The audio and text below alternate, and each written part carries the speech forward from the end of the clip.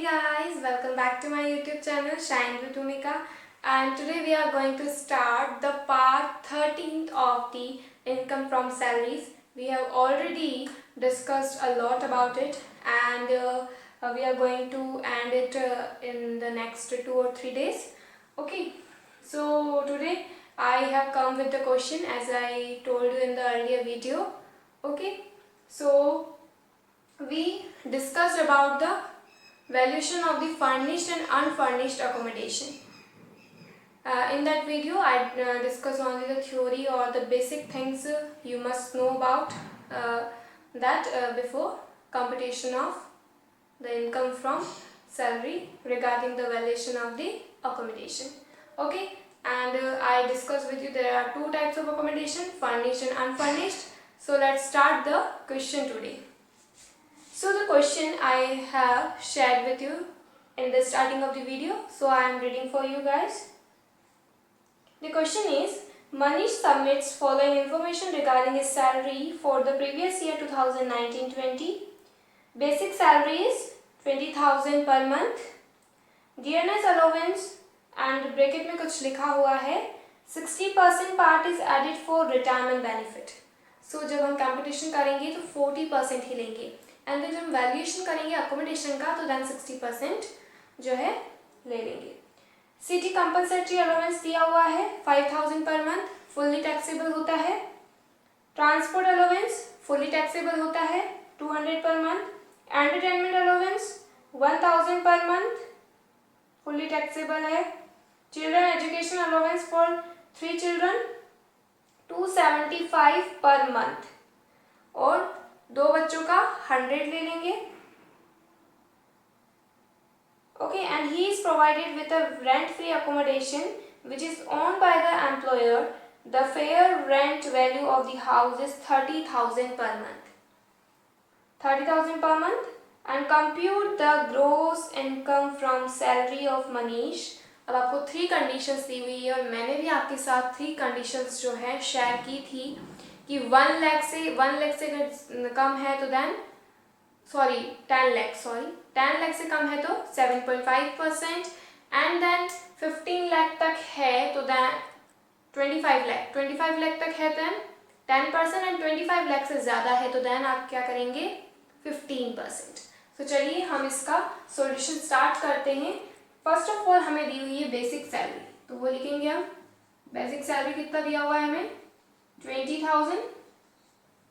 Okay, सो 20,000 per month दिया हुआ है, तो देन जो है पूरे साल का कितना हो जाएगा 20,000 इंटू 12, तो you will get your 2,40,000 in each. Okay, each case. इसके बारे में कोई डिफरेंट इंफॉर्मेशन नहीं दी हुई है, सो यहाँ पर कैलकुलेशन भी बहुत इजी होगी. ओके, नेक्स्ट हमें दिया हुआ है डियरनेस अलाउंस. कितना लेंगे यहाँ पर 40% ओनली, 60% रिटायरमेंट पर देना है. ओके, सो 40% किसका सैलरी का. सो 2,40,000 का 40% कितना हो जाएगा, कैलकुलेटर रखना लेकर बैठे साथ. 2,40,000 का 40% you will get to 96,000.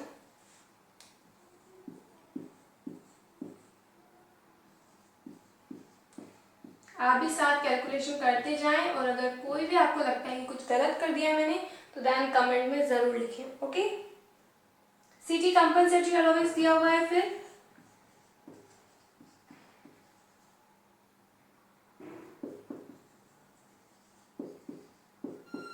कितना दिया हुआ है 5,000 per month. 5,000 per month means 5,000 into 12 and you will get to 60,000.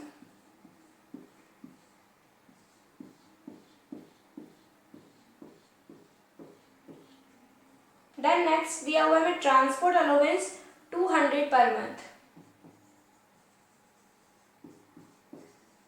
Transport allowance आ जाएगा 200 पर मंथ मीन्स 2,400. 200 इंटू 12 2,400. ये ऐसी चीजें आपको अच्छे से पता होनी चाहिए. इसमें कोई इतनी बड़ी बात नहीं है। पर मंथ या पर एनम जो भी लिखा हो अच्छे से देखें, क्योंकि पर एनम लिखा होता है, कुछ बच्चे क्या करते हैं फिर भी उसे 12 से मल्टीप्लाई कर लेते हैं, उन्हें कोई आइडिया रहता नहीं है पर एनम पर मंथ का वो डिफरेंस ही नहीं जान पाते। सो आपको यहाँ पता होना चाहिए। ओके, एंटरटेनमेंट अलाउंस मुझे कितना दिया हुआ है, 1000 per month. 1000 per month means 12,000. 12 into 1000 and it will be 12,000. Then next देखते हैं हम चिल्ड्रन एजुकेशन अलाउंस दिया हुआ है हमें 3 चिल्ड्रन का।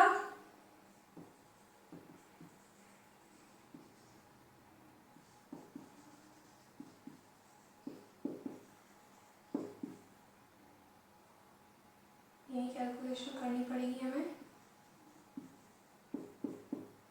कितना दिया हुआ है, 3 चिल्ड्रन का दिया हुआ है। फर्स्ट चिल्ड्रन का 100 एंड देन सेकंड चिल्ड्रन का 100 एंड देन 75। तो इसका 100 इंटू अगर आप 12 करते हैं फर्स्ट चिल्ड्रन का 1200, देन सेकंड चिल्ड्रन का भी कितना हो जाएगा 1200, 2400 ही हो गया। एंड देन 75 इंटू 12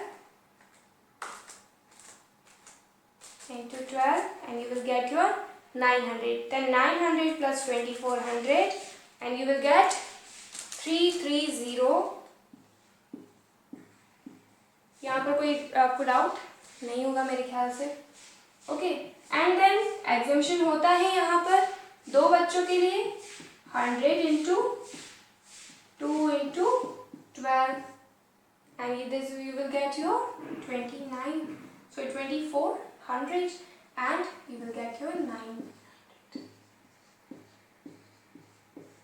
Fine, आपको कोई डाउट नहीं होना चाहिए। Okay, he is provided with a rent free accommodation, a valuation of rent free accommodation करते हैं। शॉर्ट में रेंट फ्री अकोमोडेशन को जो है RFA बोलते हैं, तो कहीं लिखा हो तो कंफ्यूज ना हो। अब सैलरी निकालनी पड़ेगी सबसे पहले हमें RFA के लिए। ओके, सैलरी निकालनी पड़ेगी हमें किसके लिए, RFA के लिए। सो यहाँ पर निकाल देती हूँ मैं सैलरी फॉर RFA। कितना हो जाएगा 2,40,000, इन सबको ऐड करना पड़ेगा। 2,40,000 प्लस 96,000, तभी तो हम निकाल पाएंगे, क्योंकि जितना भी आएगा उसका क्या होगा, जितना भी percent according to the population. 12,000 plus 900, you will get your 4,11,300. Okay, ये सब आ गया। सॉरी यहाँ पर जैसे मैंने मिस्टेक कर दी, यहाँ पर 40% हमें जो है दिया हुआ है। ओके, एंड उसमें क्या लिखा हुआ है कि 60% किस लिए है, रिटायरमेंट बेनिफिट्स के लिए। तो यहाँ पर आप क्या करेंगे, जो 2,40,000 होगा उसका 60% करेंगे, 96,000 का 60% करेंगे। ऑफ कोर्स जो निकला है उसका ही हमें 60% करना होगा। यहाँ पर जो है आप कंफ्यूज ना हो। सो 96,000 का 60% कितना हो जाएगा, 57,600। 57,600 हो गया प्लस 2,40,000। ऐसी मिस्टेक आपसे जो है एग्जाम में नहीं होनी चाहिए। 12,000 प्लस 900 एंड आ जाएगी 372900। ओके, अब मैं यहाँ पर डायरेक्टली कर रही हूँ। 3,72,900 आ गया मेरा। इस 4 लाख इसके लिए 7.5 होगा, मैंने आपको समझा चुकी हूँ। और अगर आपको ये समझ नहीं आ रहा है तो प्लीज़ जाकर प्रीवियस वीडियोस देखें। 2,7,965 है तो 8 हो जाएगा। ओके, राउंड ऑफ करना आपको आता है। देन 372900 का कितना हो जाएगा, 10%। ये तो बहुत ही इजी निकल गया, करने की ज़रूरत नहीं थी। ओके, फिर भी कर दिया। 372900 एंड 15%, ये आ जाएगा 56385। ओके, अब फिर से पूरा ऐड करने की कोशिश मत कीजिएगा, हमने पहले ही निकाल चुके हैं, हम यहाँ तक पहले ही ऐड कर चुके हैं। सो 372900 लिखकर एंड देन उसमें क्या ऐड करेंगे आप, जो आपने value of free rent free accommodation निकाला है 968, ये आपका आ जाएगा 400868 टोटल इसका। Then next 372900 plus 372900, you will get your 4,10,190। Okay, फिर से 372900, इससे आपका कैलकुलेटर में भी अच्छी प्रैक्टिस होनी चाहिए, अदरवाइज आप कैलकुलेट ही करते रह जाएंगे एग्जाम में।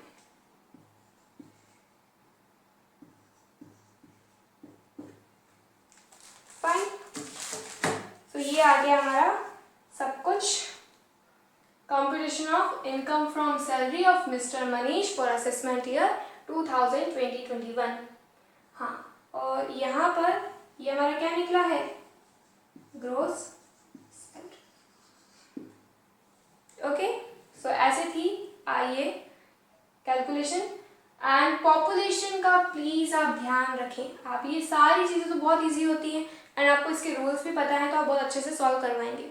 बट यहाँ पर अगर आपने 10% अपने मन से लगा दिया, 15%, तो प्लीज़ पॉपुलेशन देखें कि 4 लाख दी हुई है या 10 लाख ही दी हुई है, ओके, या 11 लाख भी दी हुई। आप बोलेंगे अब 10 लाख से कम में जो है हमें 7.5% लगाना, तो 11 लाख में कितना लगाएंगे, 10%, ठीक है, वहाँ पर भी आप लगेंगे, उसके आसपास ही तो है, तो आप 7.5% लगा दें, ऐसा नहीं करना है आपको। ओके, जितनी लिमिटेड 10 लाख है तो भी आपको क्या कितना करना है, 7.5%। ओके, आई होप कि ये क्वेश्चन आपको अच्छे से समझ आया होगा। डीएनएस अलाउंस के केस में 60% रिटायरमेंट के लिए था एंड 40% जो है अदरवाइज।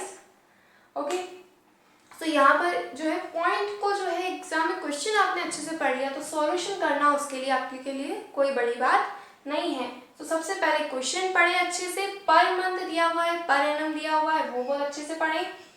पूरी कैलकुलेशन करने के बाद फिर से करेंगे, अगर बाद में कहो माय गॉड जैसे भी मैंने हुआ, मैंने पूरा ऐड कर दिया एंड मुझे अरे ये तो 60% जो है रिटायरमेंट बेनिफिट के लिए है, मैंने फिर से किया, तो एटलीस्ट मेरे 1 मिनट भी गया, तो 1 मिनट भी कितनी वैल्यू रखता है एग्जाम में, सो ध्यान रखना है। सो ये था क्वेश्चन एंड मिलेंगे हम नेक्स्ट वीडियो में। अगर आपको आज का वीडियो अच्छा लगा हो तो प्लीज़ लाइक करें, अपने फ्रेंड्स के साथ शेयर करें, और अभी तक अगर आपने मेरा चैनल सब्सक्राइब नहीं किया है तो प्लीज़ जल्दी से मेरा चैनल सब्सक्राइब भी कर दें। Thanks for watching.